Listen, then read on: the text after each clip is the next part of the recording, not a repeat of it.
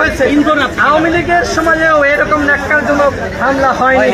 সেনাবাহিনী বুটা দিয়ে আওয়ামী লীগের সময় আমাদের পিটায়নি, নুরুল হক নূরকে পিটায়নি। আমাদের কার্যালয়ের মধ্যে ঢুকে পুলিশ সেনাবাহিনী কেউ কখনোই সাহস করে নাই।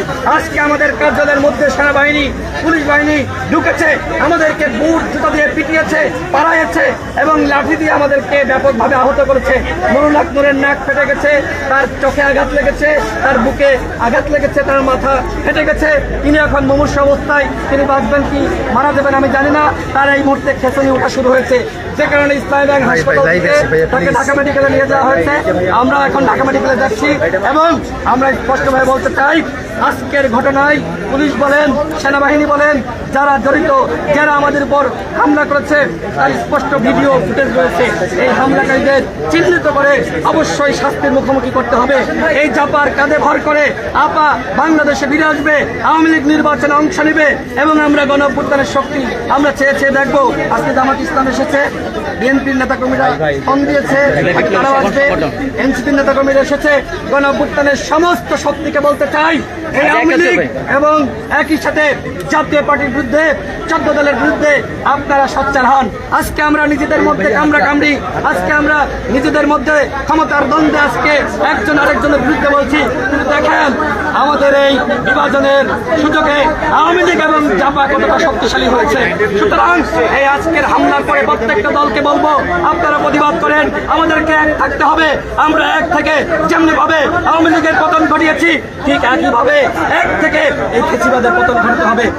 পর্যন্ত আওয়ামী লীগের ফেসিবাদ তন্ত্রের পতন হয় নাই, আমাদেরকে লড়াই করতে হবে এবং লড়াই করে জাতীয় পার্টি এবং 14 দলের দোসরদেরকে প্রতিহত করতে হবে।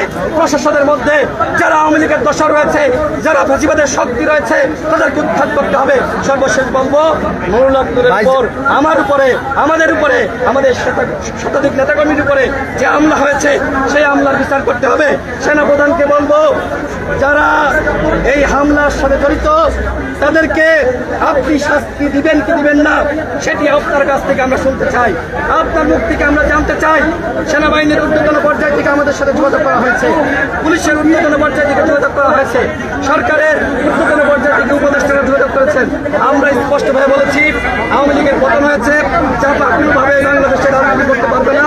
আমাদের যে রাজনৈতিক কর্মসূচি, এই কর্মসূচি যতক্ষণ না পর্যন্ত জাতীয় পার্টিকে নিষিদ্ধ করা হচ্ছে, তার আগ পর্যন্ত চলবে। আমি আশা করি ভাই, জাতীয় পার্টির উপর ভর করে কি আওয়ামী লীগ ফিরবে?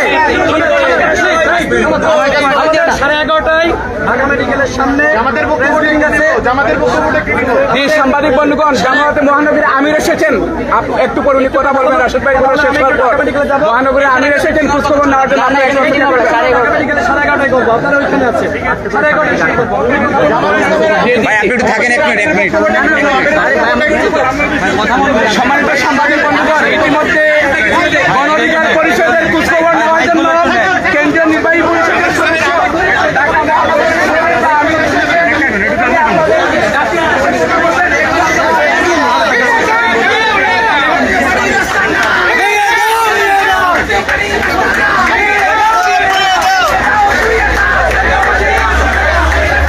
দর্শক, নূরের উপরে হামলার বিচার চেয়ে গণ অধিকার পরিষদের রাশেদ খান যা বলেছেন সেটি আসলে শোনানোর চেষ্টা করেছি এবং আমরা দেখতে পাচ্ছি জামায়াতের নেতৃবৃন্দরা ইসলামী ব্যাংক সেন্ট্রাল হসপিটালের সামনে এসছেন।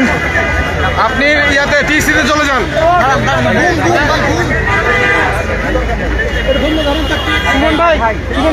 ভাই আর একটু পিছাই স্যার, একটু পিছাই স্যার, একটু পিছাই ভাই, একটু জোরে বললেন, বুলবুল ভাই একটু জোরে বললেন, আর বুলবুল ভাই জোরে বললেন, জোরে না ভাই